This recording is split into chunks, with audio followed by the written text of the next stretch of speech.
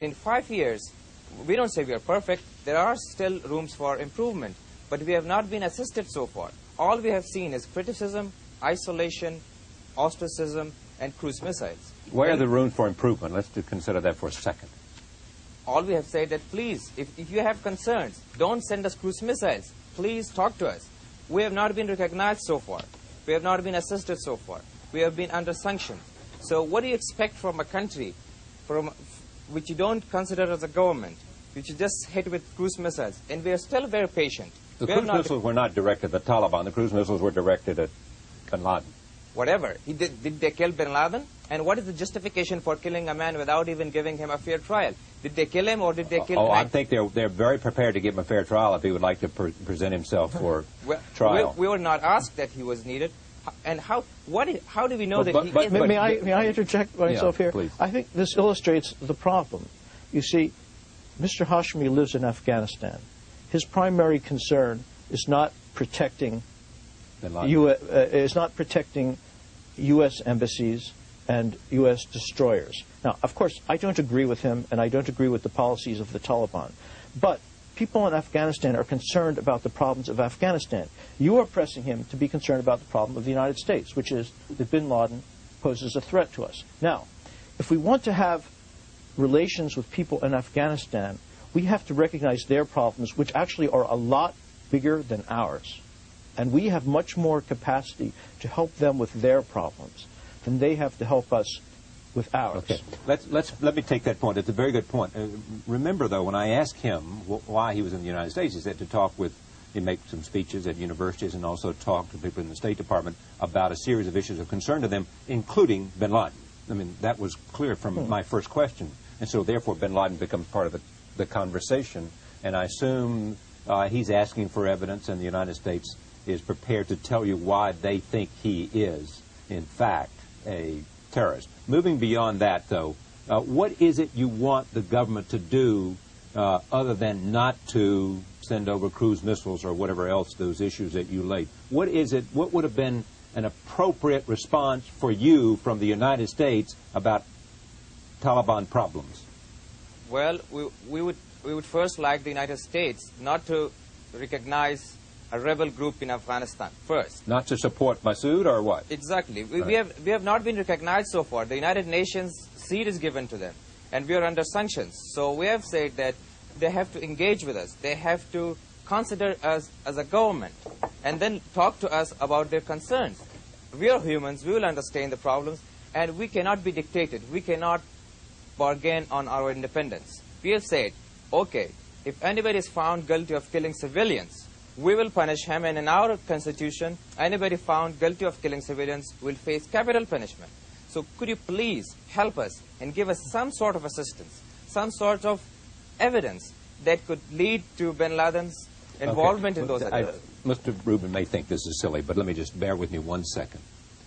If there was evidence that Mr. bin Laden had something to do with the killing of someone because he, through a series of chain of command, influenced terrorism that killed children, you would put him on trial for life. Is that right? We did put him on trial for 45 days. We asked the United States, Kenya, and Tanzania to give us some sort of evidence. Nobody did give us. And now we have come to a decision that maybe the United States is looking for a boogeyman always. Because if they really have concerns from bin Laden, they have to talk to us. We have a full-time job reconstructing our country. We don't want foreign problems for us. But we have not been talked to. All is that we have seen is we are being bullied. Well, I don't think the Taliban are serious about this question of whether they have evidence against bin Laden or not. He is their ally and supporter, though it is true he did not come to Afghanistan to stay with the Taliban, and the Taliban did not bring him to Afghanistan. At the same time, he went looking for a safe haven. Yeah, and when he went back to Afghanistan from Sudan in 1996, he did not go to an area which was controlled by the Taliban initially. He went to an area that was controlled by people who were now allied with Massoud, namely the people who were in Jalalabad, and later he became linked to the Taliban. But I think the point is the Taliban have been imposed. I didn't say that the Pakistani ISI created the Taliban. They did not.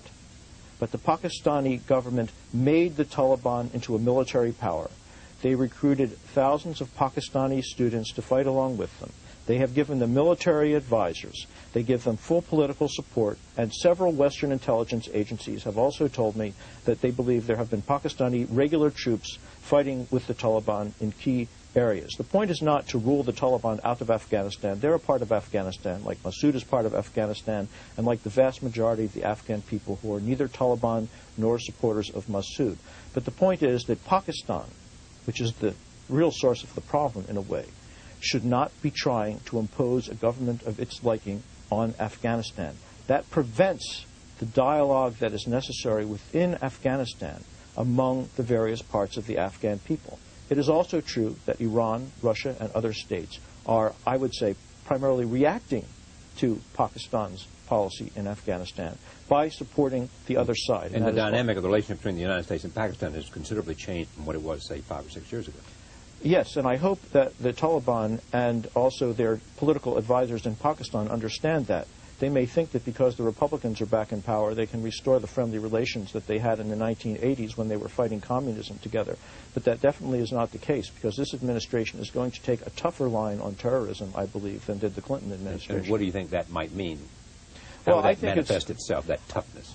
Well, I think it means that we are much less likely to consider various policies that I think would be much more helpful, which is to say seriously engaging not just with the Taliban, but with other Afghan forces as well, but also with the Taliban, without recognizing them as a government, over the issues of the drought, of the need for reconstruction, of the need for them to have friendly relations with all the countries around there, and to work with other donor countries to put some serious money on the table, not to give it unconditionally when very important conditions haven't been met, both about terrorism and also about the equality of women, but to show that there is a serious willingness to address the real problems of Afghanistan. I think we should criticize and we should make demands about these things, but we shouldn't only do that. We should recognize there are vast human problems that are partly of our making, and we have a responsibility and also an interest to address them. Our making because we were a player in the Civil War, because we came to on the side of the forces fighting the Russians? That was the right thing to do. That's what I thought. But so why is the problem our making then? Because we supported the rebels? There were different ways of doing that, and there were different rebel groups. We subcontracted our policy to Pakistan. We did not pay any attention to what a future government of Afghanistan might be like, because we thought the Soviet Union would never withdraw. So we supported the most extreme groups. We also created this fragmentation that Mr. Hashmi spoke about by giving these weapons not just to 7 different parties, but to anyone who came and asked for weapons and said they were fighting the Soviet Union. So you had a huge spread of criminality, of smuggling, of killing, of theft. So we made it almost impossible. And when people from the old royal regime in Afghanistan tried to form a common political front, Pakistan stopped them from doing that because of their political differences with the old royal government, and we supported Pakistan in doing that. So while we were right to support the resistance, the way we did that contributed to the policy, to the problems that Afghanistan has today. And then, after the Soviet Union withdrew and collapsed, we walked away from it, and we gave some humanitarian aid, but the quantity was pitiful compared to the huge amounts of money we had spent on the war, and it continues to be. Mr. Hashimi, do you think, explain to us and to this audience why it was necessary to change the policy of the Taliban and destroy the Buddhist statues? Well, we have said that the problems in Afghanistan are not our creations, and we have been saying this again and again. And if we were to destroy those statues, why didn't we destroy them 3 years ago? So the problem is so funny for us. This is not that serious problem in Afghanistan as it is for you. Your government is killing people in Afghanistan, killing innocent children. You don't see them by the economic sanctions. 700 children died of malnutrition a month ago. So it is so funny for us that if a country is destroying our future with economic sanctions, so how do they worry about our heritage? Look, first, the sanctions against Afghanistan, some of which I don't support, are not economic sanctions. There is no trade sanction against Afghanistan. There's a sanction against the airline, which I think is mistaken. There's a sanction against arms supplies to the Taliban, which I think is a good thing, except that it's not being enforced or even monitored in any serious way. Those children did not die because of those sanctions. Well, if we, sorry to intervene, if we can't fly outside and buy medicine, who suffers? If we can't go and sign contracts, we had a contract with Kazakhstan asking for 95,000 metric tons of wheat, and we shipped some of that, and because of the sanctions, it stopped. We had a contract with Bangladesh that we imported rice from them, and because of that, we can't do it anymore. So who suffers? Even if you can't say it is Taliban specific. It is ridiculous. Because if we can't go outside and ask people to invest in Afghanistan, of course the people suffer. Well, I don't know about those contracts. The other sanctions in Afghanistan, which have had the biggest effect, are the Taliban sanctions against the areas of the country that are controlled by the opposition.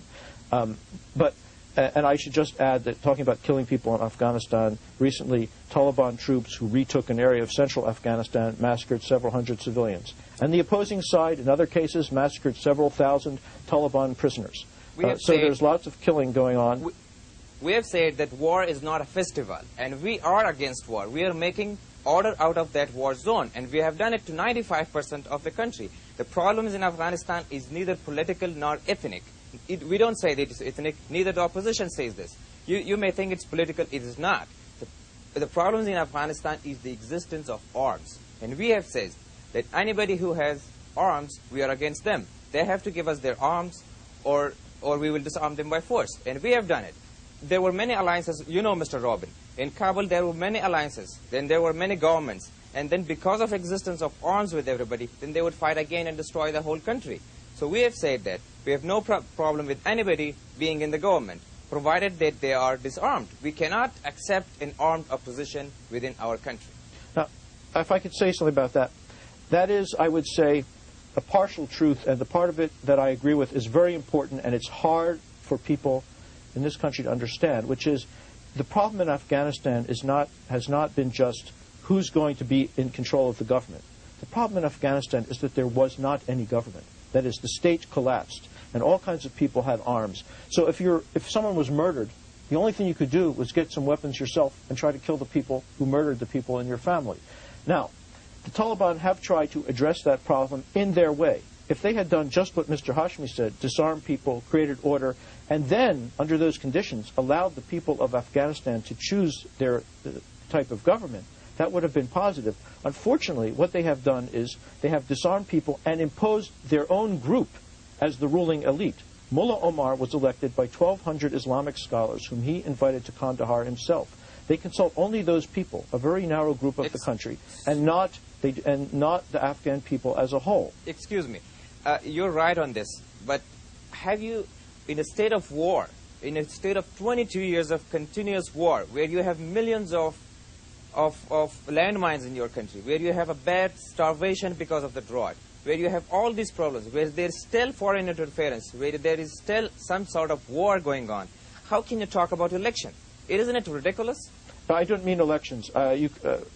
This is a little too detailed. You can have shuras. There are various plans for doing it. I agree elections are not possible in a country with no administration. If I may say so, I think this illustrates that on the one hand, it is possible to have a serious discussion with some people in the Taliban. It is also true that there are other people in the Taliban, and that behind them, the fact that they know they have the 100% backing of Pakistan means that despite these discussions we can have, nothing is really going to move. So I would say... No, but did you include Mullah Omar in that characterization? I don't know Mullah Omar, and I don't want to say anything personal about Mullah Omar. My impression of Mullah Omar is that he has recently sided with the more extreme elements of the Taliban, but I am not an authority on Mullah Omar and his personal views.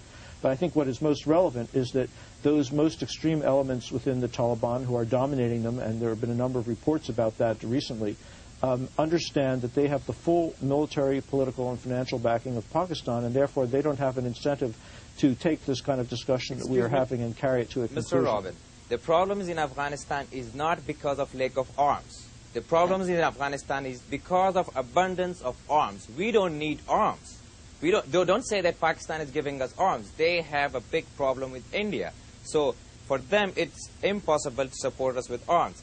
Our good relations with Pakistan does not mean that they support us with military supports or whatever. So all these things, and you said that there are people who are accusing us that there are maybe Pakistani regulars in our side. Do